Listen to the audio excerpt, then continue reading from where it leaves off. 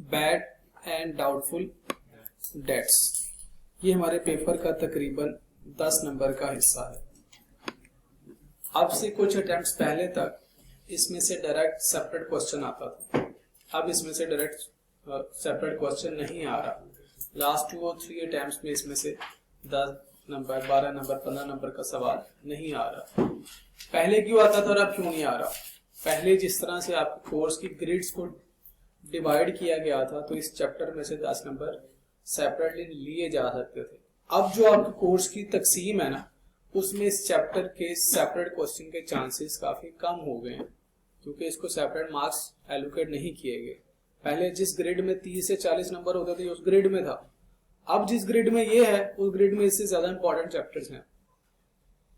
लेकिन ये पेपर का इंटेग्रल पार्ट है, पेपर में इसने लाजमी आना है। अब सेपरेट क्वेश्चन आए या ना आए, इसने फाइनल अकाउंट के साथ आना है। सेपरेट क्वेश्चन आए या ना आए, ये बुक्स ऑफ प्राइमरी एंट्री में आ जाएगा। कल मैंने एक स्टार लगवाया था, वो यही था। आता होता ये चैप्टर का कॉन्सेप्ट हमें तो वो एडजस्टमेंट कर सकते। सेपरेट क्वेश्चन आए या ना आए, इसने रेक्टिफिकेशन ऑफ एरर का हमने एक चैप्टर पढ़ना, उसमें लाजमी आना। फिर BRS के चैप्टर पढ़ेंगे, उसमें भी आएगा। तो इसमें से सेपरेट क्वेश्चन आए या ना आए, हर पेपर में लाजमी तौर पे इसने इस कॉन्सेप्ट ने आपसे टेस्ट होना है। हाँ, अब ये उसकी मर्जी है कि 2-2, 3-3 नंबर के छोटे छोटे पार्ट्स पूछे या 10 नंबर का एक सवाल पूछे प्लस छोटे छोटे पार्ट्स भी पूछे, ये अब उसकी मर्जी है, लेकिन लाजमी आएगा। Books of primary entry I am not sure कि आगे पेपर में आएगा कि नहीं आएगा।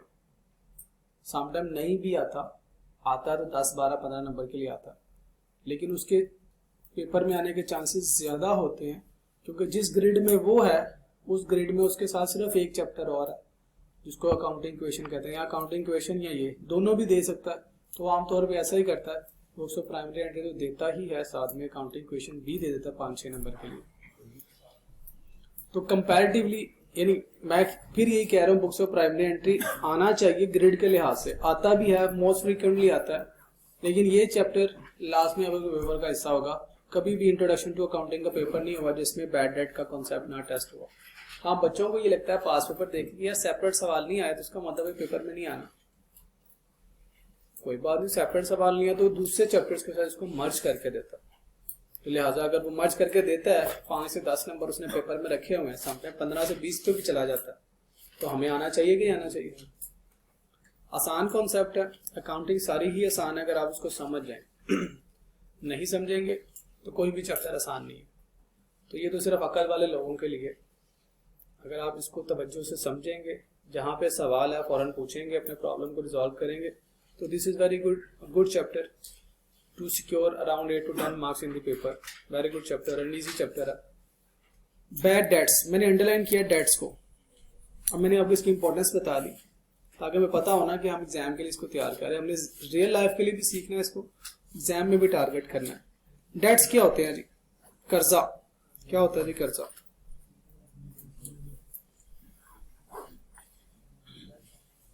चलिए, डेट से पहले मैं एक और कॉन्सेप्ट आपसे शेयर करता हूं। मुझे बताइए सेल्स क्या होती है? सेल्स क्या होती है? आपका जो ऑर्डिनरी कोर्स ऑफ बिजनेस है उसमें आप जो भी सेल कर रहे हैं, सर्विसेज या गुड्स, उनको सेल करने से जो पैसा आपको रिसीव हुआ दैट इज सेल्स। इसका दूसरा नाम रेवेन्यू भी कहते हैं। अब 2 तरह की सेल्स होती है। पहली सेल्स होती है जी कैश सेल्स, दूसरी क्या होती है? Credit sales. कैश सेल्स का मतलब जिसके पास पैसा है वो खरीद लेगा, जिसके पास पैसा नहीं है वो नहीं खरीद सकता। आप गवर्नमेंट में जाए, जेब में पैसे नहीं है तो दोस्त के साथ वापिस आ जाएंगे, तल्ले मिलते कर लेंगे, आज तुम खिला दो कल मैं खिला दूंगा। अकेले हैं तो गवर्नमेंट की तरफ जाएंगे भी नहीं कि जेब में पैसे नहीं है। तो ऐसे ही पैसे हैं तो गवर्नमेंट में जाएंगे, क्यों? वहां पे सारी कैश सेल्स हैं, क्रेडिट का कॉन्सेप्ट नहीं है। इंपोरियम घूमने फिरने चले जाएंगे लेकिन खरीदारी करने के लिए नहीं जाएंगे अगर पैसे नहीं है।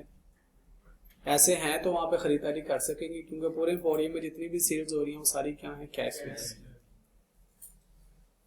जिस भी मार्केट में मोबाइल खरीदने जाएंगे, पैसे जेब में है तो जाएंगे, नहीं तो नहीं जाएंगे। हाँ, मोबाइल की सेल्स उधार पे भी हो सकती हैं। अगर आपके दोस्त की दुकान है तो आप उसके साथ तरले मिलते करके उधार ले सकते हैं। अब आते हैं, ये तो आपके साइड कस्टमर के साइड की बात होती है। अब हम समझते हैं कि हम बिजनेस है, अब हम अपनी साइड पे आते हैं। अब हम सारे बच्चे क्या हैं, बिजनेस के अकाउंटेंट हैं, बिजनेस को चला रहे हैं, ओनर ने हमारे इख्तियार में बिजनेस दिया हुआ। बिजनेस जितना अच्छा चलेगा हमें उतना ज़्यादा हमारे बिजनेस में प्रॉफिट आएगा, जितना प्रॉफिट ज़्यादा आएगा उतना ही हमारी सैलरी में इंक्रीमेंट भी ज़्यादा आ जाएगा। तो हम बिजनेस को ऑपरेट कर रहे हैं, हमारी कोशिश क्या है, बिजनेस ज़्यादा से ज़्यादा चलाएं। जो भी प्रोडक्ट हम सेल कर रहे हैं, या तो हम कैश पे करेंगे या क्रेडिट पे।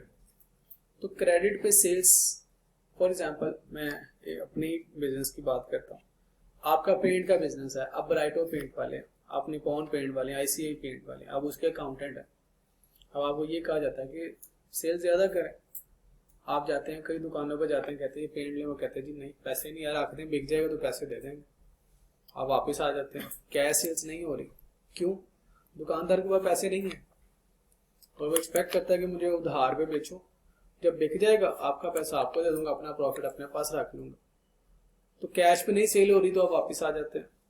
अब मजबूरन कंपनी वालों को पॉलिसी बनानी पड़ती है अपने कारोबार को बढ़ाने के लिए, मार्केट में ज़्यादा से ज़्यादा शेयर लेने के लिए, अपने बिजनेस को ग्रो करने के लिए उधार पे सेल्स करनी पड़ती है। आप में से भी ज़्यादातर बच्चे उधार पे पढ़ रहे हैं, कुछ बच्चों की इंस्टॉलमेंट बनी हुई है। क्यों? क्योंकि इस मार्केट में कंपटीशन है। हर इंस्टीट्यूट की कोशिश ये है कि वो उधार पे करे सेल्स, लेकिन वो ज़्यादा से ज़्यादा स्टूडेंट्स को अपनी सर्विसेज सेल कर सके, कंपटीशन मार्केट में जगह बना सके। इसी तरह सारे बिजनेसेस में जिसमें कंपटीशन होता है, जिस कारोबार में कंपैक्टर ज़्यादा है, उस कारोबार में आमतौर पर अपना बिजनेस शेयर ज़्यादा करने के लिए उधार पे चीज़ें बेचनी पड़ती है। पेंट पे मैंने जैसे 5-6 नाम लिए, इससे भी ज़्यादा कंपनीज हैं, तो उनका कंपटीशन ज़्यादा है। आगे ख़रीदने वाला एक दुकानदार, तो वो क्या करते हैं, फिर अपने बिजनेस को बढ़ाने के लिए उधार पे बेचते हैं। अब उधार पे बेच दिया, बिजनेस बढ़ गया। जब कैश पे बेचते हैं तो आप क्या एंट्री करते हैं? अगर अकाउंटिंग की बात की जाए, cash account debit, sales, credit. For example मैं 1 लाख रुपए की सेल कर रहा हूँ। आप जब भी गोरमे में खरीदने जाए, एम्पोरियम में खरीदने जाए, वो आपसे कभी आपका नाम पूछते हैं? जब तक आप उनके मॉल में, उनके शोकेस पे चीज़ें पसंद करें, जी सर जी सर, सर ये दिखाऊं, सर ये ले लें, सर ये ले लें। जैसे ही आपने चीज़ें पसंद कर ली, उनको कहते ये ले पैक करा दें, उनकी आंखें बदल जाती। कैश काउंटर पे जाते हैं, वो आपको मुंह भी नहीं लगाता, आपसे पैसे पूछता है और सिर्फ आपका नंबर लेता है ताकि मैसेजेस पे आपको प्रमोशन फॉरवर्ड कर सके। आपका नाम भी नहीं पूछना पसंद करता, सर आपका नाम, मैडम आपका नाम। कैश सेल्स में जैसे ही कैश मिल गया, सेल हो गई, तू कौन मैं कौन, हमारा रिलेशनशिप खत्म। और अगर आप चीज़ें वापस करने चले जाएं तो फिर आपकी अच्छी खासी इज्जत भी करते हैं। आप कहते हैं यार ये तो वही था जिससे मैं खरीदने आया था, तो मुझे सर मैडम कह रहा था, अब जब मैं ऐसे वापस करने आया तो ये तो बंदे नहीं लग रहा, इसने तो आंखें सर पर रख ली, बदल गया। तो कैश सेल्स में सेल के बाद कस्टमर का और सप्लायर का आपस में कोई रिलेशनशिप नहीं रहता, और कैश मिल गया है तो आपको उस बंदे का नाम भी रिकॉर्ड करने की जरूरत नहीं होती, क्योंकि अब आपको फिक्र ही नहीं है, जो उससे मिलना चाहिए था वो आपको बेनिफिट मिल गया। तो कैश सेल्स में देयर इज नो रिस्क, सिर्फ एक रिस्क रह जाता है कि कहीं ये रिटर्न ना हो जाए। अगर रिटर्न हो जाएंगी तो क्या एंट्री करेंगे? सेल्स रिटर्न,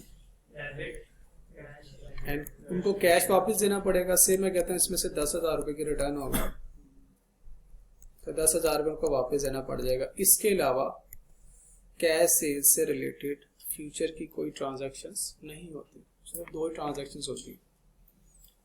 तो ये हमने बात की कैश सेल्स की।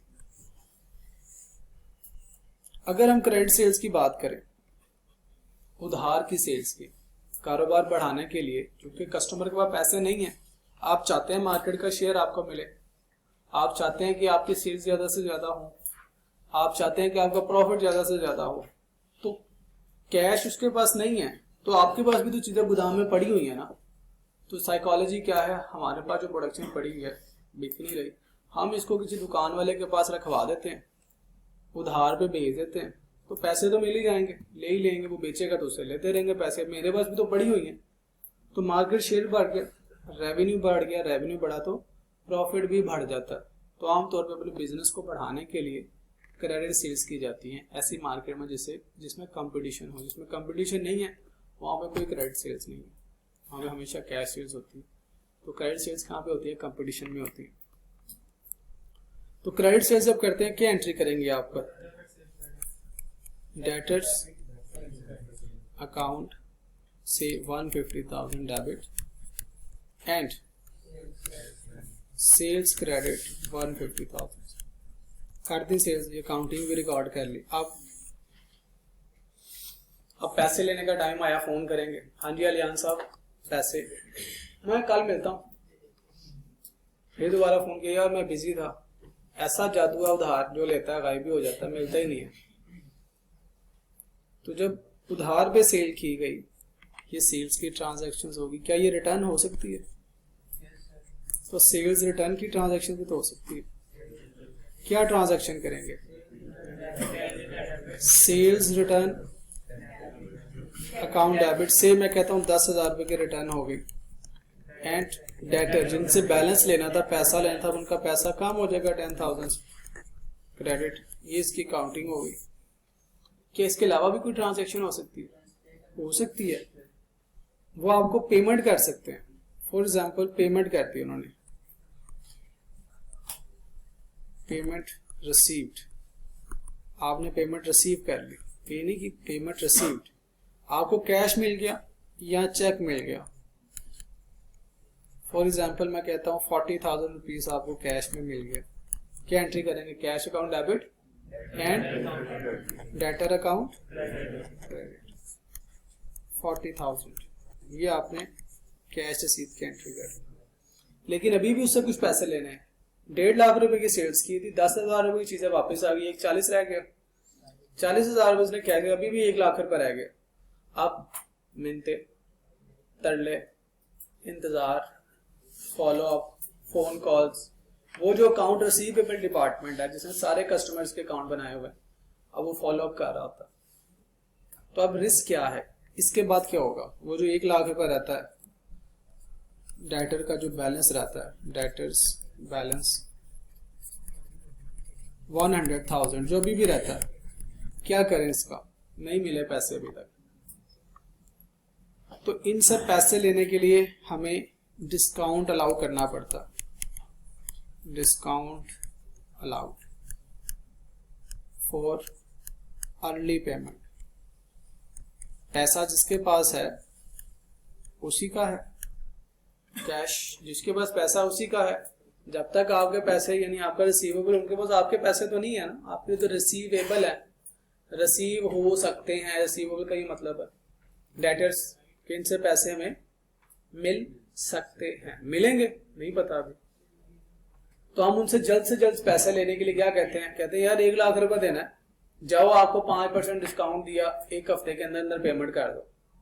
जैसे आपको आपके मोबाइल कंपनी वालों के मैसेजेस आते हैं, आज ही ये सब्सक्राइब करें और इतने फ्री मिनट्स लें, इतने एमबीज लें, आज इतने का बैलेंस लोड करें और इतने एमबीज हासिल करें। ये क्या होता है? ये आपको लालच दी जाती है। तो इस तरह हम डेटर्स को लालच देते हैं कि भाई डिस्काउंट ले लो, पैसे दे दो। तो 1 लाख रुपए हमारा भी रिस्क में है, मिलेगा या नहीं मिलेगा। हम उनको 5%, 10%, 15% अर्ली पेमेंट के डिस्काउंट्स की लालच देते हैं। तो ये हमारा नुकसान नहीं है। जब आमतौर पर उधार सेल्स होती हैं तो उधार सेल्स का जो रेट होता है वो भी ज्यादा होता है, वो महंगी होती है। कैश सेल्स सस्ती होती है, उधार सेल्स आमतौर पर महंगी होती है। फॉर एग्जाम्पल हम कैश सेल करते हैं तो 20% प्रॉफिट लिया हुआ है, लेकिन जब उधार सेल करेंगे शायद 50% प्रॉफिट लेंगे। डिपेंड अपॉन कि इसने पैसे कितने अरसे के बाद वापस दें। जितना लंबा उधार उतना ज्यादा उसमें प्रॉफिट मार्जिन होता है।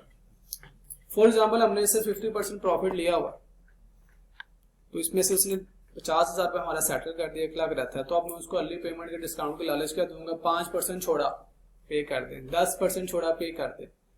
तो ये बेसिकली मुझे नुकसान नहीं हो रहा कि मैंने उससे जो ज्यादा प्रॉफिट लिया हुआ है उसी में से कुछ पैसे छोड़ रहा हूं। या दूसरी तरह सोच लें, 1 लाख रुपया लेना था उससे हो सकता है 1 लाख ही ना मिले तो 5% डिस्काउंट के लालच दे के मुझे बाकी 95% पैसे मिल जाए, तो मेरा रिस्क भी कवर हो जाएगा।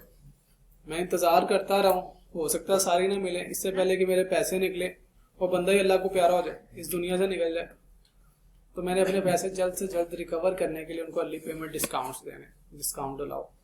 और क्या हो सकता है, हो सकता है ये मुझे दे ही ना, बैड डेट्स हो जाए, डेट है रिसीवेबल है मेरा, बैड हो जाए, मिले ही ना। कब? जिससे पैसे लेने आगे लोग उसके पैसे लेके भाग गए, उसके साथ फ्रॉड हो गया, तो वो बेचारा कहाँ से पे करेगा? उसको अपने कारोबार में बहुत ज्यादा नुकसान हो गया, बैंक करप्सी हो गई है, नहीं पे कर सकता, कहाँ से पे करे, पैसे ही नहीं है, पे नहीं कर सकता, बंदा ही फ्रॉडिया था। बाद में पता चला कि उसने सिर्फ हमसे नहीं और भी लोगों के साथ अपना व्यवहार बना के उधार पे चीजें ली, पैसा लिया और लेके निकल गया। बांग्लादेश का था, वापस अफगानिस्तान चला गया, मुल्क छोड़ के चला गया, तो उसकी इंटेंशन ही क्या थी? बैड थी। तो वो जाहिर उसने उधार इसलिए लिया कि वो हमारा पैसा लेके भाग जाएगा, तो फ्रॉड हो गया। मुल्क में स्ट्राइक हो गई, हमने फल किसी को उधार पे दिया, इससे पहले कि वो दुकान लगाता, लॉकडाउन, दुकानें बंद, टीचर्स को एडवांस पैसे दिए, लॉकडाउन, क्लासें खत्म, टीचर भी खत्म। तो नहीं, ऐसे होता नहीं, अब तो कल से चलो ऑनलाइन आ जाएंगे। बैड डेट्स क्या है? इसकी मल्टीपल रीजंस हो सकती हैं, जिनको आपने उधार पे सेल्स की, हमने बिजनेस बढ़ाने के लिए सेल की, वो उल्टा क्या हो गया? नुकसान हो गया। देयर इज अ रिस्क कि वो पैसा हमें ना मिल सके। तो ये 2 नई ट्रांजैक्शन है जो हमने इसमें सीखी है, डिस्काउंट अलाउड और बैड डेट्स।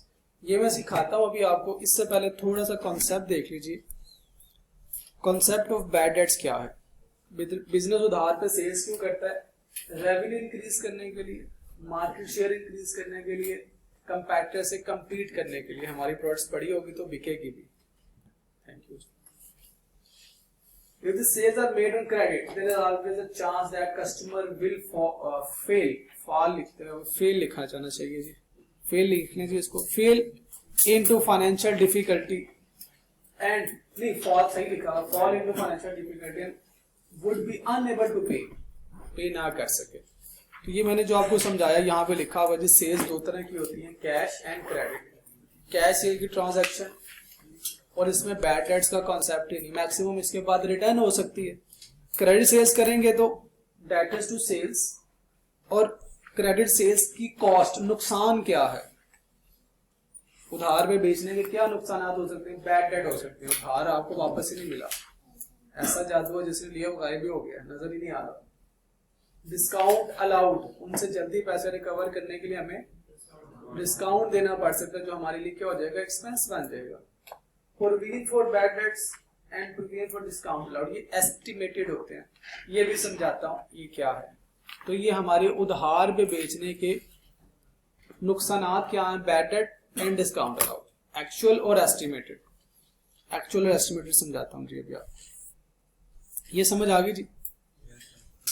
अच्छा जी, बैड डेट्स क्या है? ये आगे पूरा सिनेरियो दिया हुआ, कई पॉइंट्स मैंने लिखे हुआ, काइंडली इसको पढ़ लीजिएगा, रीड कर लीजिएगा। मैंने आपको जेनेरिकली बता दिया व्हाट इज बैड डेट। पढ़ना क्या हमने? Possible reason for bad debts. हमें कॉन्सेप्ट्स आने चाहिए, सिर्फ रट्टा नहीं लगाना, अकाउंटिंग की एंट्रीज याद नहीं करनी। बैड डेट्स क्यों हो सकते हैं? बैंकरप्सी हो गई, इंसॉल्वेंसी हो गई। इंसॉल्वेंट मतलब आपने अदालत के पास जाके अप्लाई कर दी थी, मेरे पास देने के लिए पैसे नहीं है, मेरी जान छुड़ाए। फिर अदालत ने आपका सब कुछ ले लिया, जिन जिन लोगों को पैसे देने उनको थोड़े थोड़े पे करेंगे और आपको कहेंगे आप जाएं, उनको कहेंगे अब आप इनसे पैसे नहीं मांगे, तो इसको कहते हैं इंसॉल्वेंसी। डेथ ऑफ कस्टमर, मारी गया बेचारा और उसके पीछे जो एसेट्स है वो पे नहीं कर सकते। डिस्प्यूट आ गया, हमने उसको चीजें बेची हैं, वो कहता नहीं जी हमने तो ये खरीदनी नहीं थी, हमने आपसे फीस ली है 40,000 रुपये कैप 1 की, फिजिकल क्लासेस की, आपने कहा लो जी अब तो ऑनलाइन हो गया, पैसे वापस हैं तो ले लें भाई, काम करें करा लें भाई। तो जो प्रोडक्ट बेची गई अगर वो सर्विसेज ऑफर नहीं की गई तो डिस्प्यूट आ गया। जिस टाइम पे चाहिए थी उस टाइम पे नहीं मिली, डिस्प्यूट आ गया। जिस डिस्क्रिप्शन की चीजें मांगी थी वो डिस्क्रिप्शन ही नहीं है, साइज सेम नहीं है, क्वालिटी सेम नहीं है, जो टर्म्स एग्री हुई थी उसके मुताबिक चीजें नहीं मिली, तो डिस्प्यूट आ जाता।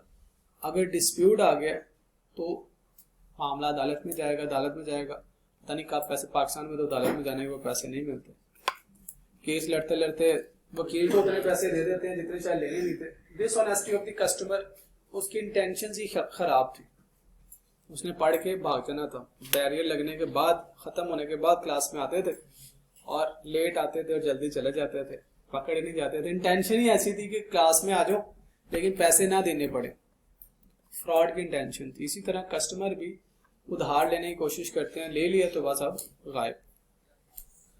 अच्छा जी, यहां तक समझ आ गई जी आपको। अब मैं आपको 2 काउंटिंग के कॉन्सेप्ट समझाऊं, उसके बाद आपको बताता हूं। ये इसके साथ मैं लिख रहा हूं बेटा एक्चुअल, इसके साथ भी लिख रहा हूं मैं एक्चुअल। इसके अलावा provision for discount allowed. Provision for discount allowed ये क्या होता है जी? एस्टिमेटेड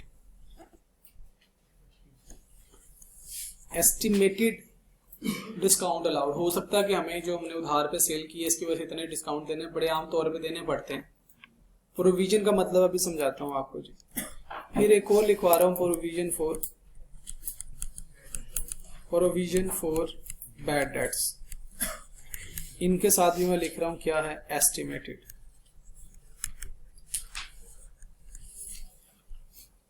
अंदाजे के मुताबिक। तो जब उधार पे सेल की जाती है तो कस्टमर्स के साथ क्या क्या ट्रांजैक्शन हो सकती है? पहली सेल की ट्रांजैक्शन, दूसरी रिटर्न की ट्रांजैक्शन हो सकती है, तीसरी रिकवरी की ट्रांजैक्शन, चौथी बैड डेट्स एक्चुअल, पांचवी डिस्काउंट अलाउड, एक्चुअली अलाउ करना पड़े बाकी पैसे मिलने, estimated bad dates and estimated. तो ये हमारी उधार के कस्टमर्स के साथ की मुसीबतें हैं जिसके लिए बड़े बिजनेस ने अलग डिपार्टमेंट बनाए होते हैं। अब प्रोविजन का लफ्ज समझ लें। प्रोविजन क्या है? विजन किसको कहते हैं? विजन नजरिया जो आपको नजर आता है। प्रोविजन पहली नजर आ जाए कि पैसे नहीं मिलने, पहली नजर आ जाए कि डिस्काउंट देने पड़ जाएंगे। जिस दिन उधार दिया उसको पता, तुम्हें पता तो है पूरे मिलने नहीं, अच्छा यार कर लेंगे, तो पहले ही पता चल गया कस्टमर का इसको डिस्काउंट दे के ही हमें पैसे लेने पड़ेंगे। फ्रॉडिया पूरे मोहल्ले का फ्रॉडिया है, बस उसने हमें बातों में फंसा लिया। अब कुछ ना कुछ दे के उससे जान छुड़ाए, पता दे रहा हूं लेकिन नहीं मिलेंगे पैसे वापस। ठीक है जी। तो प्रोविजन का मतलब क्या है? आपने वक्त से पहले ही अंदाजा लगा लिया कि दे तो दिया मैंने अब उधार पे, लेकिन डिस्काउंट दिए बगैर वापस नहीं मिलने, शायद वापस ही ना मिले। रिश्तेदार है, मजबूरी है, रिश्ता ऐसा है, घर वाले की तरफ से रिश्ता देना पड़ेगा, लेकिन सब ने मना किया हुआ कि ना दें। अब नाराजगी बचाएं कि पैसा बचाएं, तो फिर नाराजगी बचा दी, दे दिया, अब शायद नहीं मिलेंगे पैसे। Provision for bad dates. अब इसका अकाउंटिंग में क्या कॉन्सेप्ट है? हमने अकाउंटिंग में पढ़ा है, अब से पहले हमने यहां तक, आज के लेक्चर में यहां मैंने लाइन लगा दी, यहां तक हमने पढ़ा है। पहले फाइनेंशियल ट्रांजैक्शंस होती है, उसके बाद हम उसको रिकॉर्ड करते हैं, ऐसे ही है। ट्रांजैक्शन होगी फिर रिकॉर्ड करेंगे। नींद आ रही है? इतनी बोरिंग बातें हैं तो ना पैकेजेस यूज किया करें, टाइम से सोया करें, ऐसी क्या मुसीबत है?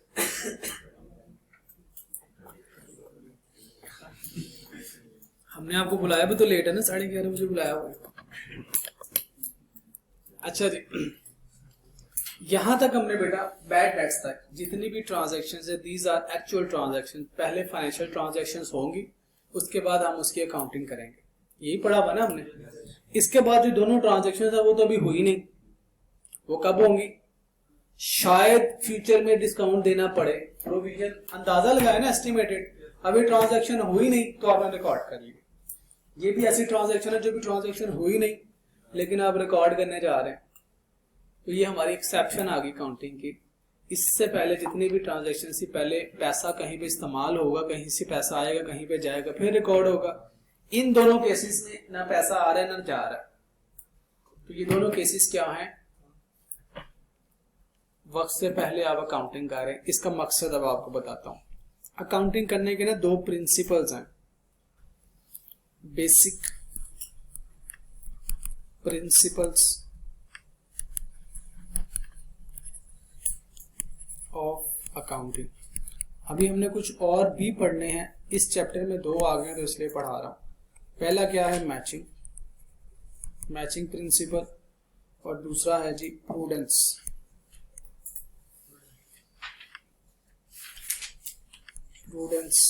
प्रिंसिपल।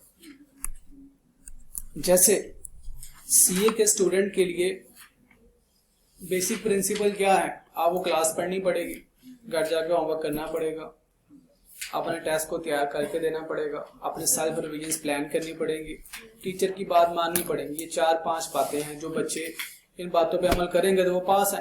बेसिक प्रिंसिपल्स नहीं मानेंगे तो you are at risk. Basic principle CA के बेसिक प्रिंसिपल है। इसी तरह फाइनेंशियल अकाउंटिंग के बेसिक प्रिंसिपल है। आपने इंग्लिश पढ़ी, इंग्लिश के बेसिक प्रिंसिपल क्या, function English, past present future, आगे फिर परफेक्ट कंटिन्यूअस भी आ जाते हैं। तो हमारे बेसिक प्रिंसिपल क्या है, 3 अदवार होते हैं जिसकी अंग्रेजी लिखते हैं, हाल, प्रेजेंट, फ्यूचर आने वाला, और पास्ट। इसी तरह जुबान के बेसिक प्रिंसिपल है। हम ही को शी नहीं कह सकते, शी को ही नहीं कह सकते, पठान भाई कह सकते हैं, सिर्फ हम नहीं कह सकते। क्या करती है, आगे बेचारा कर रहा होता है, करता है और करती है।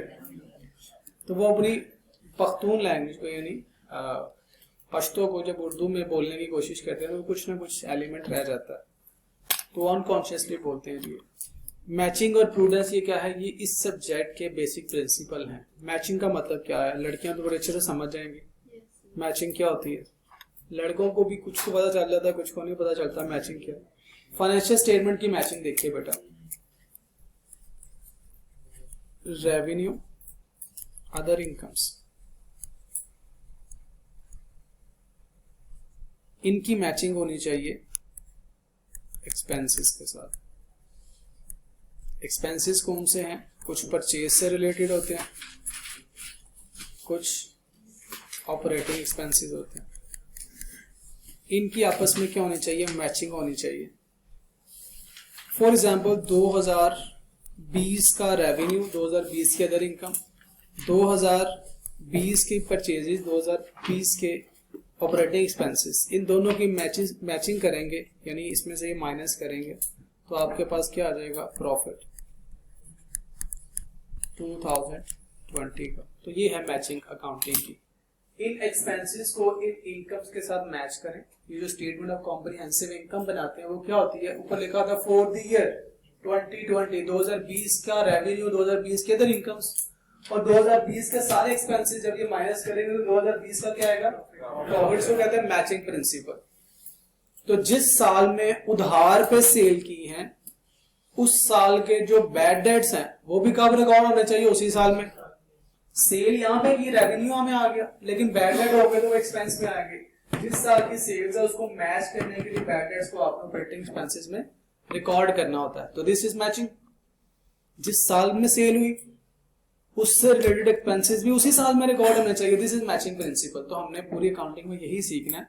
आगे जैसे जाते रहेंगे तो इंशाल्लाह इसी पे फोकस रहेगा पूरी अकाउंटिंग में, MSc 1 तक।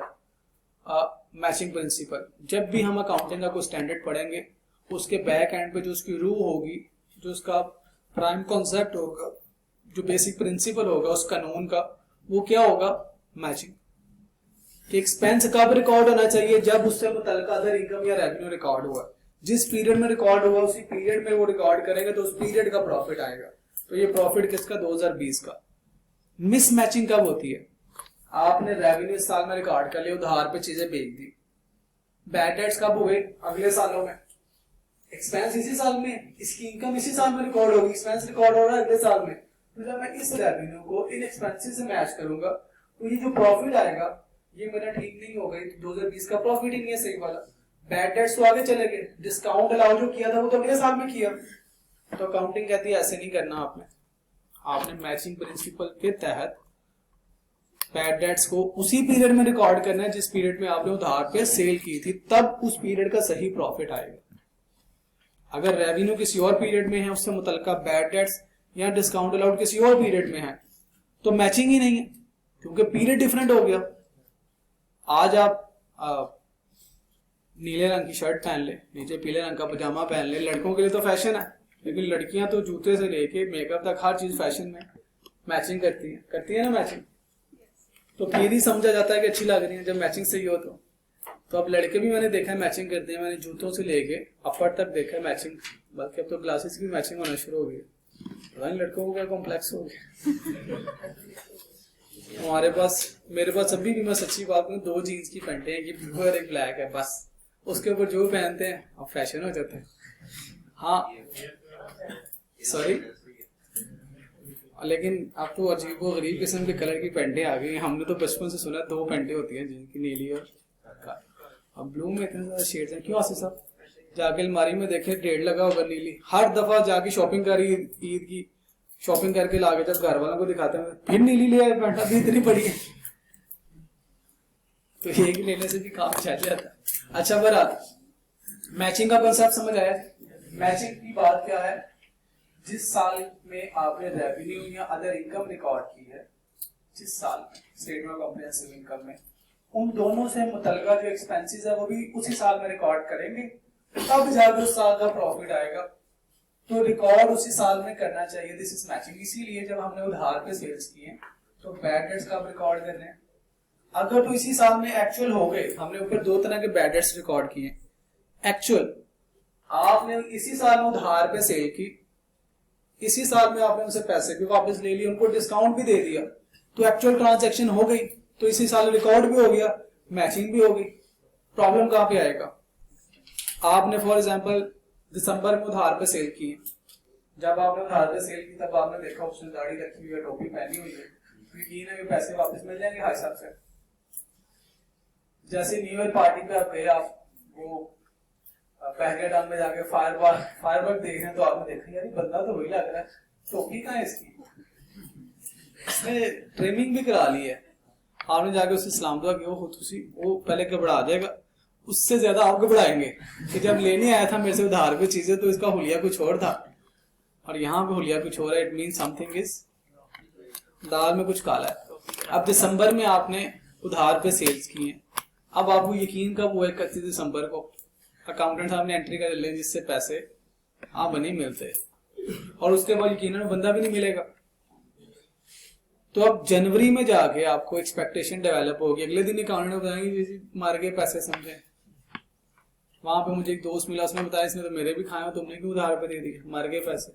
अब अगले साल में क्या ये एक्सपेंस रिकॉर्ड करें, अगर अगले साल में उसका एस्टिमेटेड बैड डेट रिकॉर्ड करेंगे तो वो तो मैचिंग नहीं होगी। तो ये जो एस्टिमेटेड बैड डेट्स हैं, ये भी क्या करने हैं, हमने एक एस्टिमेटेड अमाउंट कैलकुलेट करनी है और इसको हमने उसी साल में रिकॉर्ड करनी है जिस साल में सेल्स हुई, एक्चुअली होगी, एस्टिमेटेड होगी। तो टोटली मिसमैचिंग से बेहतर है कुछ ना कुछ मैचिंग हो जाए। एक एस्टिमेटेड हम अंदाजे के मुताबिक बैड डेट्स के अमाउंट कैलकुलेट करेंगे, इसके डिफरेंट मेथड है, और उसको इसी साल में रिकॉर्ड कर देंगे एक्सपेंस के तौर पर। ये मैं नहीं कहता, ये अकाउंटिंग कहती है। अकाउंटिंग का दूसरा प्रिंसिपल है प्रूडेंस। प्रूडेंस क्या कहता है, मैचिंग समझ आइए आपको। प्रूडेंस कहता है जी future losses can be recorded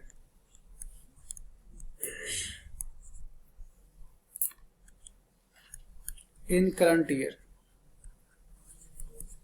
इसकी कुछ शर्तें हैं, अभी हमने उसमें जा रहे, लेकिन साथ ही कहता है prudence future incomes can not be recorded in current year. आपको पता है कि आपने उधार पे चीजें खरीदी भी हुई हैं, ले तो ली हैं, अब मेरे से पैसा लेना भी इतना आसान नहीं है, डिस्काउंट देंगे तो पैसा मिलेगा। तो प्रोविजन फॉर डिस्काउंट रिसीव का कॉन्सेप्ट नहीं है। आपको पता कि आपने इसे डिस्काउंट ले लेना है, आपको पता कि आपने फ्रॉड कर लेना है, लेकिन उस फ्रॉड की आप एंट्री नहीं कर सकते। फ्यूचर इनकम्स को, एस्टिमेटेड इनकम्स को अभी रिकॉर्ड नहीं कर सकते। ये क्या कहते हैं, ये प्रूडेंस ये कहता है। प्रूडेंस क्या है, अकाउंटिंग की विजडम है, अक्लमंदी है, विजडम। Financial accounting. अब ये कॉन्सेप्ट क्यों बनाए गए, दोनों कॉन्सेप्ट क्यों बनाए गए, मैचिंग क्यों बनाया गया, प्रूडेंस क्यों बनाया गया। अगर आप इसको रिलेट करें, कवानीन है बेसिकली। ट्रैफिक के कवानीन क्यों बनाए गए, ताकि एक्सीडेंट्स ना हो, ट्रैफिक जैम ना हो, इसलिए कवानीन बनाए गए। इंसानों की फलाह व बहबूद के लिए। टैक्सेशन का निज़ाम क्यों बनाया गया? इसलिए कि अनइक्वल डिस्ट्रीब्यूशन ऑफ वेल्थ ना हो, लोगों के फलाह व बहबूद के लिए। कुछ लोगों के पास बहुत ज्यादा पैसा ना हो जाए, कोई लोग बहुत ज्यादा गरीब ना हो जाए। टैक्सेशन यही है कि ज्यादा पैसों वाला ज्यादा टैक्स लें और गरीबों पे लगा दें। अब आप लोग जनरल हॉस्पिटल यूज करें, सर्विस हॉस्पिटल यूज करें, गवर्नमेंट स्कूल में जाकर पढ़ें, तो फीसें क्या देते हैं? सर्विसेज जो मिल रही है वो तो नहीं पे कर रहे, वो कहाँ से पे हो रहा है? वो अमीरों से जो पैसा लिया जा रहा है वहीं से पे हो रहा है। टैक्सेस सब पैसे से गवर्नमेंट चलाती है। तो टैक्सेशन का निजाम, इसकी रूह क्या है? Equal distribution of wealth. इसी तरह अकाउंटिंग की, जब अकाउंटिंग के कवानीन बनाए जाते हैं, उसकी रूह क्या है? यूजर ऑफ फाइनेंशियल स्टेटमेंट्स को सही इंफॉर्मेशन प्रोवाइड करना, ताकि वो उसकी इंफॉर्मेशन के बेस पे सही फैसला कर सके। ये है अकाउंटिंग की रूह। मैचिंग, जब हम लिखते हैं statement of comprehensive income for the year ended 2020 का जब आपने लिख दिया, तो इसका मतलब वो जो नीचे प्रॉफिट आया है वो कौन सा साल का है? 2020 का। तो अब हमने यूजर को गलती करने से या गलत इंफॉर्मेशन को बचाने के लिए अकाउंटिंग ने कवानीन बनाया है कि मैचिंग सही होगी तो ही सही प्रॉफिट आएगा। मेरी बात समझे? तो ये अकाउंटिंग की रूह है, matching, statement of comprehensive income के पॉइंट ऑफ व्यू से। प्रूडेंस क्या है? ये भी अकाउंटिंग की विजडम है। कहता है जो फ्यूचर लॉसेज है ना वो भी रिकॉर्ड कर लो, ताकि यूजर को पता चल जाए कि ये जो रिसीवेबल बैलेंस लिखा हुआ है ना डेटर्स का 5 लाख रुपया, सारा नहीं मिलना, इसमें से हो सकता है 1 लाख रुपया ना मिले। तो वो जो आपको लग रहा है ना हो सकता है 1 लाख रुपया ना मिले, वो भी रिकॉर्ड करें, ताकि यूजर्स को डेटर्स का बैलेंस कितना नजर आए? 4 लाख। वो जो 1 लाख रुपया नहीं मिलना इसी साल की सेल्स, उधार सेल से रिलेटेड है, तो उसको एस्टिमेटेड एक्सपेंस के तौर पे भी रिकॉर्ड करे, ताकि इस साल का सही प्रॉफिट उसको पता चल सके कि रेवेन्यू में 5 लाख लिखा हुआ है लेकिन उसमें से 1 लाख तो मिलना ही नहीं है, तो उसका 1 लाख एक्सपेंस नीचे बैड डेट्स में, एस्टिमेटेड बैड डेट्स में, अकाउंटिंग के टर्म में प्रोविजन फॉर बैड डेट के नाम से लिखा जाना चाहिए। तो रूह क्या है? यूजर ऑफ फाइनेंशियल स्टेटमेंट को ठीक इंफॉर्मेशन मिले, या ऐसी इंफॉर्मेशन मिले जिससे उसको नुकसान ना हो। अगर आप फ्यूचर लॉसेस आज रिकॉर्ड कर लें, फ्यूचर के एक्सपेंसेस आज रिकॉर्ड कर लें, इसका मतलब आपने अपने प्रॉफिट को कम कर दिया। एस्टिमेटेड एक्सपेंस रिकॉर्ड किया ना, तो उससे हमारा प्रॉफिट कम हो गया। अगर प्रॉफिट कम हो गया, उस प्रॉफिट की बेस पे वो जो फैसला करेगा वो उसका गलत नहीं होगा फैसला, यानी उसको नुकसान नहीं पहुंचाएगा। उसने प्रॉफिट देखा जी इसका तो कम है, मुझे इन्वेस्टमेंट नहीं करनी चाहिए, तो उसका नुकसान तो नहीं हुआ ना। अगर फायदा नहीं हुआ तो नुकसान भी नहीं हुआ। हाँ, अगर हमने बैड डेट्स ना रिकॉर्ड किए हो, एस्टिमेटेड, एक्चुअल, हमने डिस्काउंट लाट की प्रोविजन ना रिकॉर्ड की, हमारा प्रॉफिट नजर आ जाए ज्यादा, अब यार कंपनी में तो बड़ा प्रॉफिट हो रहा है, उस प्रॉफिट की वजह से उस कंपनी में इन्वेस्टमेंट का फैसला कर ले वो, तो उसको नुकसान हो जाएगा वो, क्योंकि एक्चुअल प्रॉफिट तो है ही नहीं। इस साल का जो प्रॉफिट है, इस साल के बैड डेट्स जो होने चाहिए थे वो रिकॉर्ड ही नहीं हुए। एस्टिमेटेड सेल जो रिकॉर्ड कर दिया, बैड डेट अगले साल में नजर आएंगे, फैसला वो भी करके बैठ गया, तो उसको फैसला करने से बचाना।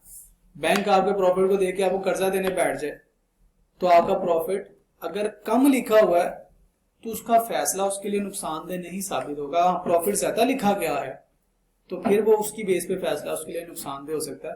तो जब भी अकाउंटिंग के कवानीन बनाए जाते हैं, उन यूजर ऑफ फाइनेंशियल स्टेटमेंट्स को जहन में रखा जाता है जिन्होंने फाइनेंशियल स्टेटमेंट को इस्तेमाल करना है, क्योंकि ये फाइनेंशियल स्टेटमेंट क्या है? जनरल पर्पस, ज्यादा सारे लोगों के ऑब्जेक्टिव्स को फुलफिल कर रही है। समझ गए जी? प्रूडेंस के 2 हिस्से और हैं, ये तो मैंने इनकम के पॉइंट ऑफ व्यू से बताया। प्रूडेंस के कॉन्सेप्ट के 2 हिस्से और हैं। डू नॉट ओवरस्टेट एसेट्स, कहता अपने असासों को ज्यादा ना लिखें।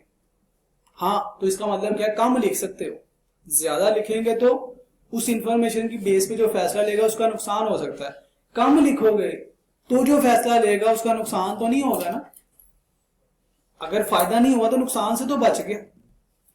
इसी तरह प्रूडेंस का आखिरी जो हिस्सा वो कहता है डू नॉट अंडरस्टेट लाइबिलिटीज, अपनी लाइबिलिटीज को कम ना लिखें। ज्यादा लिख दें कोई इशू नहीं है, कम ना लिखें। कम लिखेंगे तो यूजर को नुकसान हो सकता है। तो प्रूडेंस के 4 हिस्से हैं। प्रूडेंस कहता है अगर मैं यहाँ पे पहले हिस्से को बयान करूं तो एक्सपेंसेस को ज्यादा नहीं लिखना, कम नहीं लिखना। अगले साल के एक्सपेंसेस को भी अगर इसी साल से रिलेटेड है तो लिख लें।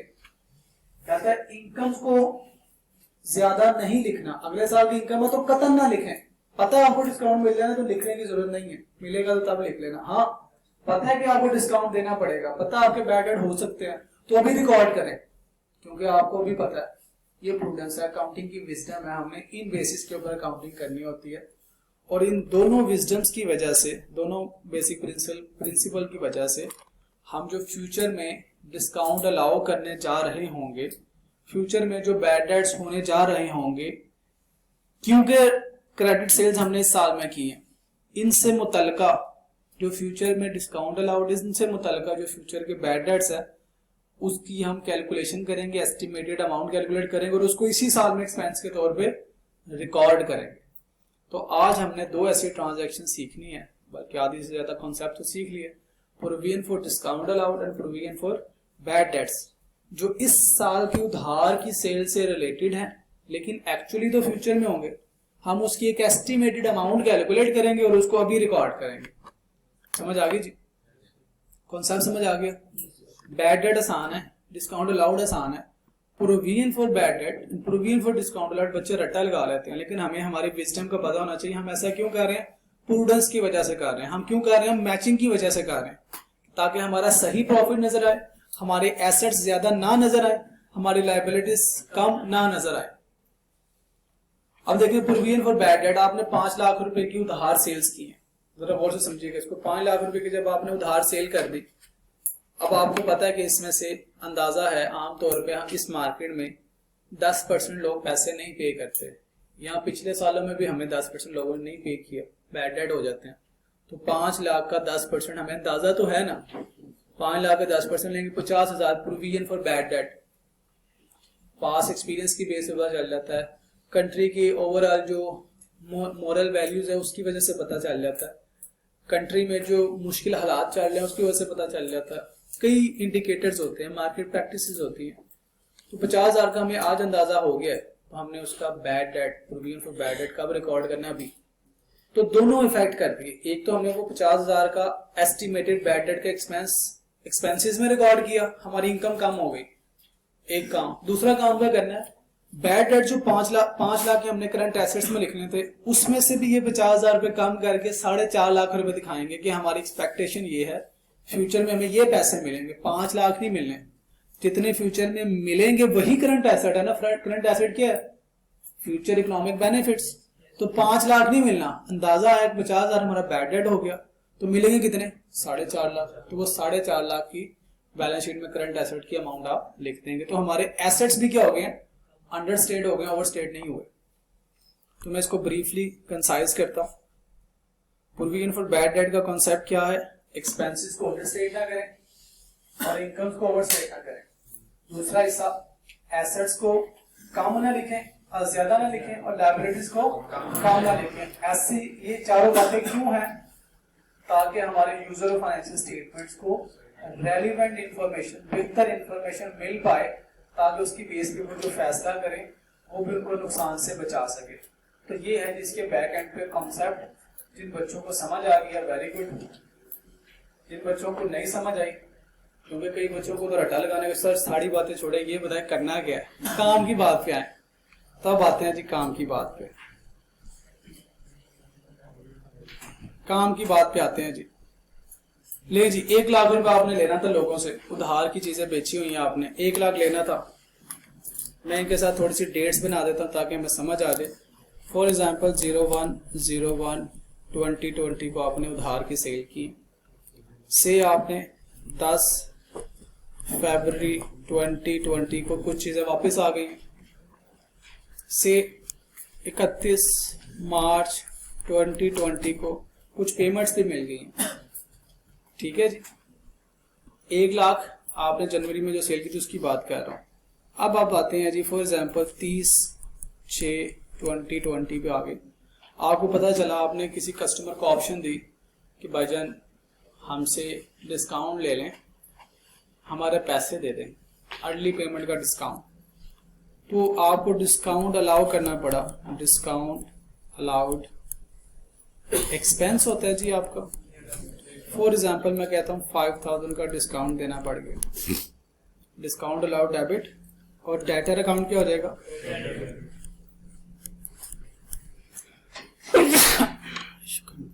सॉरी जी 5000 से उसका बैलेंस और कम हो गया, कितने पैसे रह गए, 95,000 बैलेंस रह गया, ऐसे ही है। अब आपको during the year, for example मैं आ गया हूँ 30 सितंबर पे आ गया हूँ 2020, ये वैसे मैं अपने पास से डेट से जूम कर रहा हूँ ताकि कोई थोड़ा सा कॉन्सेप्ट का स्केच आपको समझा सकूं। अब आपको पता चला जी हाजी साहब से पैसे नहीं मिल रहे हैं, लड़ाई हो गई है, उन्होंने ऐसे बिला वजह इशू बना लिया, वो कहते हैं जो चीज़ें आपने हमें बेची हमने आगे बेची, उन्होंने हमें पैसे नहीं दिए, वो चीज़ें नहीं सही थी तो हम आपको भी नहीं दे रहे, चलें हमारे गले में हादसा पड़ गए, हमारा चल गया, कुछ क्या हो जाएंगे, बैड डेट्स हो रहे हैं, उन्होंने कहते नहीं देने, जो मर्जी कर लें, चाहे जिसको कहना कह दें, पुलिस में जाना है, अदालत में जाना, चाहे नहीं मिलने, चाहे जो मर्जी कर, तो पता चल के बैठा, हम तो शरीफ आदमी हैं, हम पख्तून जैसे बहादुर थोड़ी हैं कि मरेगा या मारेगा, पैसे लिए बगैर नहीं जाएगा। पंजाबियों में दो तबके थे, वो बेचारे डर जाते हैं, कहते जान बचाओ, जान है तो जहान है। तो अब आपको पता चल गया जी बैड डेट्स हो गए हैं, बैड डेट्स एक्सपेंस, एक्चुअली बात कर रहा हूँ, ये 10,000 रुपए के बैड डेट्स हो गए टू डेटर्स। तो ये भी क्या है, एक्चुअल, जब आपको पता चल गया कि ये पैसे नहीं मिलने तो ये ट्रांजैक्शन हो गया, नुकसान हो गया, रिकॉर्ड कर लिया। अब आते हैं जी 31/12/2020, साल के आखिरी दिन ये काम करते हैं जी। कितने लोग हैं जिनको डिस्काउंट देना पड़ेगा? अच्छा पहले ये समझाता हूँ, प्रोविजन फॉर बैड डेट आती है पहले। कितने लोग हैं जिनसे हमें एक्सपेक्टेड है कि पैसे नहीं मिलेंगे? इसके डिफरेंट मेथड्स होते हैं। एक होता है डेट एनालिसिस मेथड, इंडिविजुअल लोगों को देखा जाता है उनकी कैपेसिटी क्या है, पढ़ेंगे इंशाल्लाह लेटेस्ट स्टेजेस में, कल भी हम परसों आ जाएगा, कल ही आ जाएगा। देखते हैं कि इंडिविजुअल लेटर्स में कौन कौन दे रहा है पैसे, कौन कौन नहीं दे रहा, जो नहीं दे रहा वो बैड डेट्स। एक मेथड होता है एज एनालिसिस मेथड, साल हो गया नहीं मिला तो समझे अब नहीं मिलने, टाइम भी कम्युनिकेट करता है, बच्चे पढ़ के चले गए, रिजल्ट आया, रिजल्ट आने के बाद कुछ बच्चे कम हो गए, उनको फोन कर रहे हैं उठा नहीं रहे, मैसेज कर रहे हैं जवाब नहीं दे रहे, सेशन एंड होने वाला है, 17 नवंबर को रिजल्ट आया था, 10 फरवरी आ गया, सेशन खत्म, तो बच्चे ना आ रहे हैं ना फोन उठा रहे हैं, तो टाइम भी उतना हो गया कि अब ये पैसे नहीं मिलने तो बैकेट्स कर दे, तो टाइम भी कम्युनिकेट करता। तो साल के एंड पे हम क्या करते हैं, डेटर्स को एनालाइज करते हैं, कितने % लोगों से पैसे नहीं मिलेंगे। हम एज्यूम करते हैं एस्टिमेटेड अमाउंट, एस्टिमेट किया, उसकी डिफरेंट टेक्निक्स हैं। 15,000 रुपये नहीं मिलेंगे, फॉर एग्जाम्पल 15,000 रुपये हमने एस्टिमेट कर दिया, तो इसकी एंट्री क्या है जी, provision for bad and doubtful debts debit and debtors account credit. कितनी अमाउंट से? 15,000 से। ये कौन सी अमाउंट है? एस्टिमेटेड बैड डेट्स की अमाउंट। कब हमने एस्टिमेट लगाया? साल के आखिरी दिन, ताकि हमारे सही एक्सपेंसेस रिफ्लेक्ट हो, सही प्रॉफिट रिफ्लेक्ट हो। साल के एंड पे इसको कहते हैं ईयर एंड एडजस्टमेंट्स, साल के एंड पे हम ये एडजस्टमेंट्स करते हैं। पूरे साल में ये कोई ट्रांजैक्शन नहीं है प्रोविजन की, हमेशा पीरियड के एंड पे होगी। इसी तरह एस्टिमेट किया, अच्छा ये बैड डेट्स भी हो गए, तो बाकी हमारे कितने पैसे बचते हैं? 1 लाख रुपए का बैलेंस था, 5,000 डिस्काउंट अलाउ एक्चुअली हो गया 10,000, 85 में से 15 गए तो 70,000 रुपए रह गए। अब इन 70,000 रुपए को भी आसिफ साहब रिसीव करने के लिए क्या करना पड़ेगा? कुछ डिस्काउंट देना पड़ सकता है, तो इसको कहते हैं प्रोविजन फॉर डिस्काउंट अलाउड। ये भी साल के आखिरी दिन अंदाजा लगाया कि इनसे भी रिकवर करने के लिए प्रोविजन फॉर डिस्काउंट अलाउड देना पड़ेगा से 5,000 का, तो इससे भी हमारे डेटर्स का बैलेंस कम हो जाएगा। तो हमारे डेटर्स कितने रह जाएंगे? कितने रह जाएंगे? 65। बेटा गौर कीजिएगा जरा, जब मैं फाइनेंशियल स्टेटमेंट्स बनाऊंगा, यहीं से बनाते हैं जी, स्टेटमेंट ऑफ कॉम्प्रिहेंसिव इनकम, इसमें कौन सी दो नई चीजें आ जाएंगी? ऑपरेटिंग एक्सपेंसेस में कौन सी दो नई चीजें आ जाएंगी? एक आ जाएगा जी bad debt expense, bad debts expense आ जाएगा, एक आ जाएगा डिस्काउंट अलाउड, चलिए थोड़ा सा नीचे करके लिखता हूँ, डिस्काउंट अलाउड एक्सपेंस। ये दो हम ट्रांजैक्शन सीख चुके। और क्या आ जाएगा, प्रोविजन फॉर बैड डेट्स, ये भी एक्सपेंस है। फिर आ जाएगा provision for discount allowed expense. ये चार नई अमाउंट्स आ जाएंगी, ये चार नए हेड्स क्रिएट हो जाएंगे, चार नए अकाउंट्स बन जाएंगे। 5,000 रुपये डिस्काउंट अलाउड का मैंने लिख दिया 5,000। बैड डेट्स कितने हो गए हमारे, 10,000 रुपये के, ले जी 10,000 रुपये के bad debts. Provision for bad dates कितनी बनाई है हमने, 15,000 रुपये की। अंदाजा है कि 15,000 रुपये हमें अगले सालों में नहीं मिलेंगे। प्रोविजन फॉर डिस्काउंट अलाउड हमने कितनी बनाई है जी, 5,000 की बनाई है। ये ले जी 5,000, ये भी आ गया। अब इसमें मैं अगर बात करूं, ये जो बैड डेट्स हैं ये क्या हैं, एक्चुअल, ये क्या आ जाएंगे, एस्टिमेटेड। लेकिन है दोनों इसी साल की सेल से रिलेटेड है। ये एक्चुअली पता चल गया कि नहीं मिलेंगे, ये क्या पता चला, अंदाजा है कि नहीं मिलेंगे। डिस्काउंट अलाउड, ये भी क्या है, इनके बारे में एक्चुअल इन्फॉर्मेशन पता चल गई, लेकिन ये क्या है, एस्टिमेटेड अमाउंट है। क्लियर है। लेकिन बैड डेट से रिलेटेड टोटल कितना एक्सपेंस हो गया, 25,000। डिस्काउंट अलाउड से रिलेटेड कितना एक्सपेंस हो गया, तो मैं ये कहूंगा कि उधार सेल करने की वजह से मुझे कितना एक्स्ट्रा एक्सपेंस बेयर करना पड़ा, 35,000 का। लाख रुपए की सेल मैंने की कि मेरा बिजनेस बढ़ जाए, मेरे कस्टमर बढ़ जाए, मेरा प्रॉफिट बढ़ जाए। लाख रुपए की हमने उधार पे सेल की, 35,000 रुपए का नुकसान हो गया, तो कारोबार में कितना पैसा आया, 65,000 रुपया आ ही गया ना। तो ये जो नुकसान हुआ है ना, ये आमतौर पे हम उसकी सेल प्राइस में शामिल करते हैं। वो हमारी हो सकता है 50,000 की चीजें बिकनी हो, हमने उधार पे 1 लाख की बेची है और उनसे 35,000 रुपए का हमें देखने में लग रहा है नुकसान हुआ है, लेकिन फिर भी हमें कितने मिल गए, 65,000। तो हमारा मकसद तो पूरा हो गया ना। कैश पे सेल करने जाते तो कैश तो था ही नहीं उनके पास, सेल हो ही नहीं सकी। उधार पे 1 लाख की सेल की, हमारा बिजनेस बढ़ गया, उसमें से 35 नहीं मिला, कोई बात नहीं, हमने पहले उनसे ज्यादा रेट चार्ज किया हुआ था, फिर भी कारोबार को फायदा तो हो गया ना, 65,000 रुपए तो मिल गए। तो कारोबार का ऑब्जेक्टिव भी पूरा हो गया, नुकसान भी यहाँ पे रिकॉर्ड हो गया, तो रिलेटेड प्रॉफिट आ जाएगा, प्रॉफिट बढ़ भी गई। देखने में हमें लग रहा है कि नुकसान हो गया। हाँ, ये उधार सेल करने के जो कपाते हैं, जब उधार पे सेल करते हैं तो हम ज़हन में रखते हैं कि उधार सेल कर रहे हैं तो ये मामला पूरी तरह तय नहीं पाएंगे, हमने प्रोविजन रखी होती है। 10 लोगों को भेजते हैं, एक आधा बंदा दरमियान में से फ्रॉड कर ही लेता है, तो बाकी 10 से जो पैसे हम रिसीव करते हैं वो आमतौर पर एक आधे जिसने फ्रॉड करना उसके पैसे पूरे कर जाता है। बात समझ गए। यहाँ से अच्छे डेटर्स भी बन जाते हैं जो आप उधार पे लेते हैं, बेच देते हैं। मुझे 5 साल तकरीबन होने वाले हैं पेंट के कारोबार में, तो हमारा कभी भी चेक बाउंस नहीं हुआ, यानी हमने उधार पे लिए बेचने। हम उनके लिए क्या अच्छे डेटर्स हैं, वो हमें बिला झिझक उधार पे देते हैं, उनका बिजनेस हमारी वजह से बढ़ता जा रहा है। कभी हम 2 लाख की सेल देते हैं महीने की, या 20 लाख की सेल देते हैं, बिजनेस बढ़ता जा रहा है, उनको फायदा होता जा रहा है। हाँ, हमारी ही मार्केट में कई ऐसे लोग हैं जिनके चेक बाउंस हुए ना, 6-6 महीने जेलें भी काटे, नहीं दे रहे पैसे।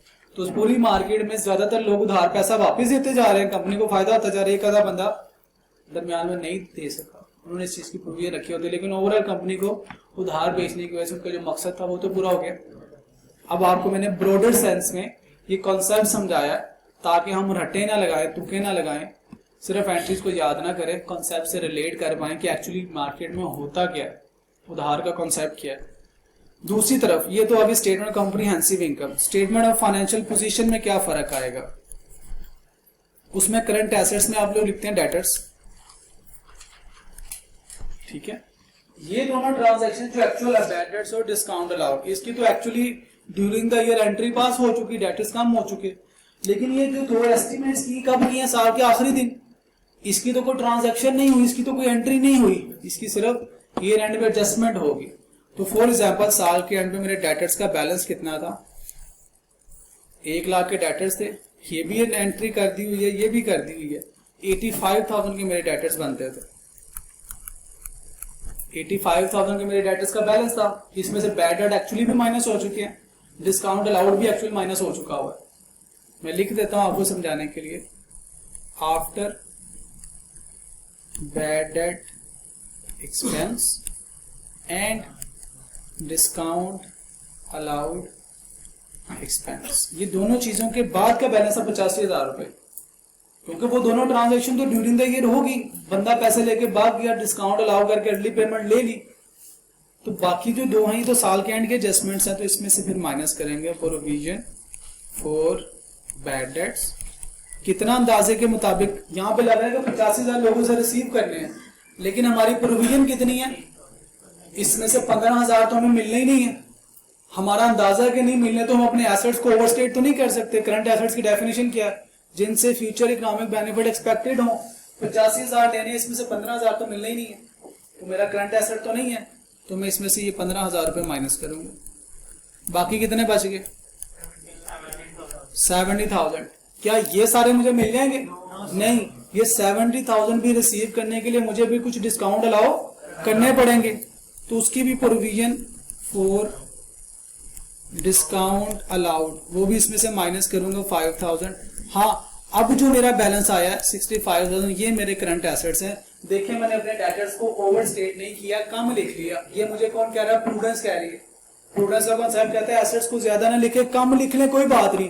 हो सकता है आपने 15,000 रुपए का अंदाजा लगाया बैड डेट्स का, हो सकता है 12,000 क्यों, हो सकता हो ही ना हो, लेकिन आपने अपने एसेट्स को कम लिख लिया।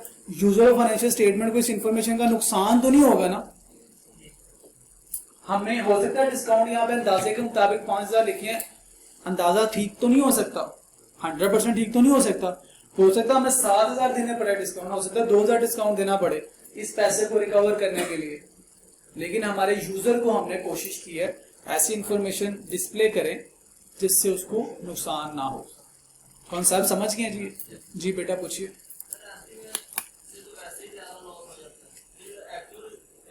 सॉरी दोबारा बताइएगा।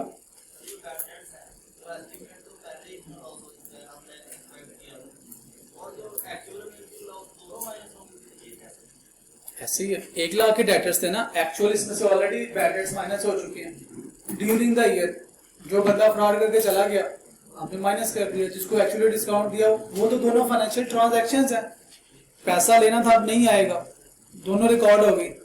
अब आए हैं साल के आखिरी दिन। साल के आखिरी दिन हमें लग रहा है कि हमारे डेटर्स का बैलेंस कितना, 85,000 रुपए। अब प्रूडेंस कॉन्सेप्ट ये कहती है कि अपने एसेट्स को ओवरस्टेट नहीं करना। ये डेटर्स जो उधार पे सेल है ना, ये रेवेन्यू में रिकॉर्ड किया हुआ हमने, लेकिन इस 85,000 में से 15,000 रुपए हमें अंदाजा हो गया कि ये नहीं मिलने, तो मैं अपने एसेट्स को भी 85 पे तो ना लिखूं ना, मुझे 15 माइनस करके 70 पे लिखना चाहिए। एसेट की डेफिनेशन क्या है, फ्यूचर इकोनॉमिक बेनिफिट्स। तो फ्यूचर इकोनॉमिक बेनिफिट मुझे पैसा कितना मिलना है 70, तो मैं 70 से लिखूंगा। लेकिन ये जो 15,000 रुपए यहाँ से माइनस कर रहा हूँ, मैंने मैचिंग भी तो करनी है ना साथ ही। मेरे इनकम यानी रेवेन्यू रिकॉर्ड हुई है इनकम स्टेटमेंट में, तो ये एक्सपेंस उसी साल का है, तो इसको उसी साल के एक्सपेंस में भी रिकॉर्ड करना है ताकि मेरा एक्चुअल प्रॉफिट आ जाए। मेरी बात समझे? तो हमारे सारे एक्सपेंसेस एक्चुअल, आज तक 2 एक्सपेंसेस हमने रिकॉर्ड किए जो क्या है, एस्टिमेटेड। कौन कौन से? Provision for bad debt and provision for discount allowed. क्यों रिकॉर्ड किए? 2 अकाउंटिंग का प्रिंसिपल, एक मैचिंग, ताकि मेरे रेवेन्यू से मुतलका एक्सपेंसेस मैच हो जाए और मुतलका प्रॉफिट आ जाए, रेलिवेंट प्रॉफिट आ जाए। एक मैचिंग प्रिंसिपल अप्लाई किया। दूसरा हमने प्रूडेंस प्रिंसिपल अप्लाई किया। प्रूडेंस प्रिंसिपल क्या कहता है, एसेट्स को ज्यादा रिकॉर्ड नहीं करना, कम कर लें कोई बात नहीं। तो हमने अपने एसेट्स को क्या किया, कम कर लिया। एसेट थे 85,000 रुपए के, इनसे रिसीव करने अंदाजे के मुताबिक ये नहीं रिसीव हो रहे, मैंने कम कर दिया। ये डिस्काउंट देने पड़ेंगे अंदाजे के मुताबिक, कम कर दिया। तो मैंने एसेट्स बैलेंस शीट में अब कितने दिखाए, 65,000 रुपए के। इस इंफॉर्मेशन से मेरे यूजर ऑफ फाइनेंशियल स्टेटमेंट को नुकसान नहीं पहुंचेगा। 1 मिनट पहले आप पूछ लीजिए बेटा।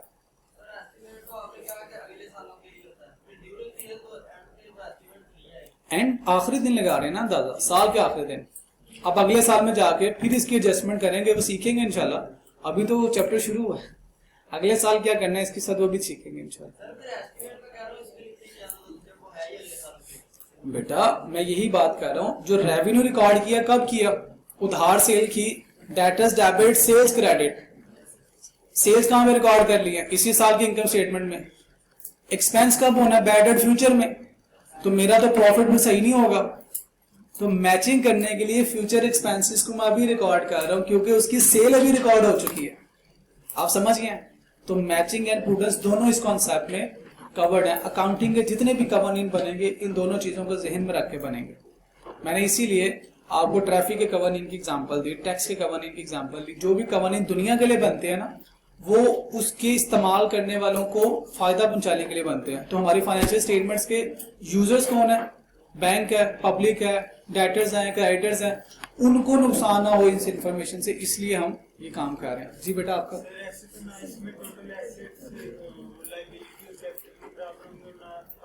बराबर हो।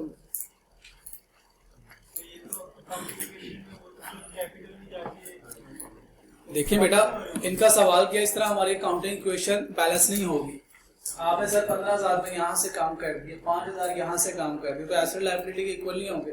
बेटा यहाँ से जो काम किया, अकाउंटिंग इक्वेशन को सोचें, कैपिटल में से कैपिटल में एक्सपेंस जब रिकॉर्ड करेंगे तो कैपिटल भी तो कम हो जाएगा ना, तो अकाउंटिंग इक्वेशन तो मैच हो जाएगी। क्योंकि इसकी वजह से हमारा प्रॉफिट कम होगा, प्रॉफिट कम होगा तो कैपिटल कम होगा। क्लियर? जी बेटा, ये तो नॉन फाइनेंशियल ट्रांजैक्शन हो गई। यस, नॉन फाइनेंशियल ट्रांजैक्शन है। यस बेटा, आपने कहा था फाइनेंशियल ट्रांजैक्शन रिकॉर्ड। बिल्कुल सही कह रहे हैं। फ्यूचर फाइनेंशियल ट्रांजैक्शन है जिसको रिकॉर्ड कर रहे हैं। मैंने ये तो कहा नहीं फाइनेंशियल ट्रांजैक्शन नहीं है। पैसा लेना था, नहीं मिलेगा, लेकिन फ्यूचर में नहीं मिलेगा। हम अकाउंटिंग, मैंने भी एक लाइन लगाई थी, यहां तक हमने जितनी भी अकाउंटिंग की है वो पास्ट की अकाउंटिंग फाइनेंशियल ट्रांजैक्शंस की है। ये जो दो हम अकाउंटिंग कर रहे हैं, फ्यूचर की फाइनेंशियल ट्रांजैक्शन की अकाउंटिंग कर रहे हैं। पैसा तो इन्वॉल्व है ना, ये 15,000 पैसा ही है, 5,000 पैसा ही है, लेकिन अभी ट्रांजैक्शन हुई नहीं, एस्टिमेटेड नहीं है ना बेटा। बैड डेट की तो कोई इनवॉइस नहीं होती,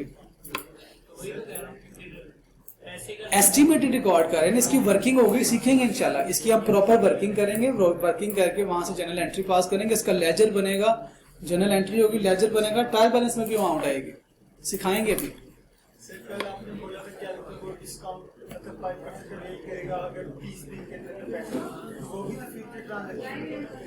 वो तो अभी, हाँ, तो साल के आखिरी दिन ना, साल के आखिरी, यही तो एस्टिमेशन कर रहे होते हैं हम, यही तो एस्टिमेशन कर रहे थे किन किन लोगों को हमने 30 दिनों में डिस्काउंट देना, उसमें से कितने लोग ले सकते हैं। वही तो एस्टिमेटेड अमाउंट साल के आखिरी दिन आपने कैलकुलेट करनी है। जी बेटा, कोई और सवाल? जी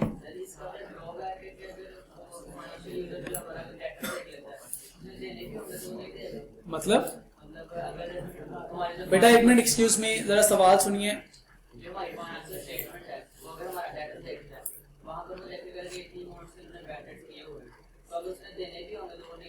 क्यों बेटा, आप जब एप्लीकेशन फॉर्म अपना सबमिट करते हैं, CFE में एप्लीकेशन फॉर्म सबमिट करते हैं, उसके साथ अगर आप देखें वो आपको फाइनेंशियल असिस्टेंट का फॉर्म भी मिलता है, नीचे डिस्काउंट्स के अमाउंट भी लिखी होती है। अब डिस्काउंट लिखने का ये मतलब तो नहीं है कि सबको मिल जाएगा, ये मतलब तो नहीं है ना। जब हॉस्पिटल में जाके आप मेडिकल की स्लिप बनाते हैं तो उसमें नीचे समथिंग वो आपसे साइन कराते हैं कि अगर बंदा मर गया तो हमारी जिम्मेदारी नहीं है। साइन भी तो करते हैं, जरूरी तो नहीं बंदा मर जाए, तो वो नजर आएगा, इसका मतलब तो नहीं है कि उनको भी मिल जाएगा। उसका कोई क्राइटेरिया होगा ना, तो कोई क्राइटेरिया होता है डिस्काउंट अलाउ करने का। ठीक है जी, सॉरी माइंड नहीं कीजिएगा, मैंने इसलिए समझाया है क्योंकि हर कंपनी की पॉलिसी अलग होती है, डिस्काउंट्स की, हर कंपनी की बैड डेट्स की पॉलिसी अलग होती है। हमें जो सवाल दिया जाएगा उसमें पॉलिसी बताएगा, हम उस पॉलिसी के मुताबिक अकाउंटिंग कर देंगे। ठीक है, हर बिजनेस में कुछ ना कुछ नॉर्म्स होते हैं, रूल्स रेगुलेशंस होते हैं, उसके बगैर तो नहीं काम हो सकता। जी हाँ जी, मेंशन करेंगे। आज तो बेटा मैंने आपके साथ कॉन्सेप्ट शेयर किया है कि हम एक ब्रॉडर विजन के साथ इस कॉन्सेप्ट को समझ सके ताकि जिंदगी में काम आ जाए। जब कल हम सवाल करेंगे, हम देखेंगे जो फ्यूचर के बैड डेट्स हैं वो नाम बताता है कि इन लोगों से हमें हो सकता है पैसे ना मिले, रीजंस भी बताता है, कोड डिसीजन है, कॉन्फ्लिक्ट ऑफ इंटरेस्ट है, इनवॉइस पे कॉन्फ्लिक्ट्स आ रहे हैं, वो हमें इंफॉर्मेशन देगा। आप ये बताइए कि आपको बैड डेट्स का कॉन्सेप्ट समझ आ गया? प्रोविजन फॉर बैड डेट्स का कॉन्सेप्ट, अगर आप उसके लफ्ज याद समझें तो लफ्ज क्या, प्रोविजन, वक्त से पहले आपने देख लिया कि बैड डेट हो सकते हैं। प्रोविजन फॉर डिस्काउंट अलाउ, वक्त से पहले देख लिया कि डिस्काउंट अलाउ करना पड़ सकता है, लेकिन ये वक्त से पहले, ये हम साल के आखिरी दिन बात कर रहे होते हैं। ये जो प्रोविजंस हैं इसकी ट्रांजैक्शन आपको ट्रायल बैलेंस में नजर नहीं आएगी, क्योंकि ये तो साल के आखिरी दिन हुआ है, ना जनरल एंट्री हुई, ना लेजर बना, ना ट्रायल बैलेंस। तो हम साल के आखिरी दिन जब ट्रायल बैलेंस बन जाएगा उसके बाद इसकी जनरल एंट्री भी करेंगे, इसका नया लेजर भी बनाएंगे, इसका एडजस्टेड ट्रायल बैलेंस भी बनाएंगे और इसको फाइनेंशियल स्टेटमेंट्स में लेके भी आएंगे इंशाल्लाह। जैसे ही हम ये टॉपिक में थोड़ा सा आगे जाएंगे मैं दोबारा आपको फाइनेंशियल स्टेटमेंट का सवाल करूंगा कि फाइनेंशियल स्टेटमेंट के सवाल के साथ इसको कैसे ट्रीट करना है। ठीक है, हमें ये कॉन्सेप्ट समझ आ गया कि प्रोविजन किस दिन क्रिएट होती है, साल के आखिरी दिन। बैठ के फिर अंदाजा लगाया जाता है कितने लोगों को डिस्काउंट देना पड़ सकता है और कितने लोगों को बैड डेट्स हो सकते हैं।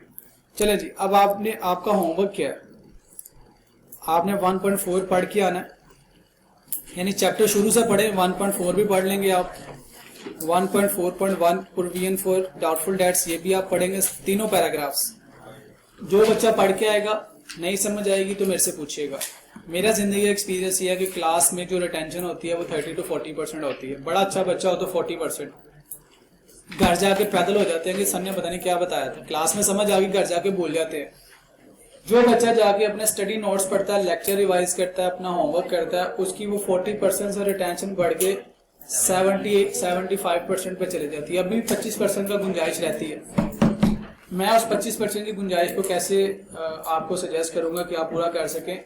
जो मैं पढ़ाता हूँ उसको जाके आई के आपकी स्टडी टैक्स से भी पढ़ लें, तो शायद 5-10% हमारी लर्निंग में और इजाफा हो जाए। वो जो पीछे 10-15% लर्निंग में रह जाएगा इजाफा, वो मैं आपके व्हाट्सएप ग्रुप में, आपको पता वो ब्रीफ नोट्स भेज देता हूँ, वहां से पढ़ लें। सेल्फ असेसमेंट की असाइनमेंट भेज देता हूँ, MCQs के टेस्ट भेज देता हूँ, वहां से अपनी लर्निंग को पूरा कर सकते हैं। तो मेरे ख्याल में अगर आप ये सारी एक्टिविटीज करेंगे तो आप 90% 95% रिटेंशन तक पहुंच सकेंगे। हमने क्लास में सब कुछ बताया होता है, लेकिन टेस्ट में जब आप सॉल्व करते हैं, चूंकि वो रिटेंशन नहीं थी इसलिए हो नहीं सका, क्योंकि रिटेंशन नहीं थी इसलिए हम परफॉर्म बेहतर कर नहीं सके। तो रिटेंशन कैसे ज्यादा करनी है, घर जाके इस लेक्चर को दोबारा रिवाइज करें, किताब से पढ़े, स्टडी टेक्स्ट से पढ़े। बस बेटा आप यहां तक पढ़ सकते हैं। पेज नंबर है, तीसरा पेज है इस चैप्टर का। सिर्फ 1.4.1 तक आप पढ़ सकते हैं, इतना ही आपका होमवर्क है। कल इंशाल्लाह आपके साथ हमारी ऑनलाइन क्लास होगी, उसमें हम पहला सवाल सॉल्व करेंगे।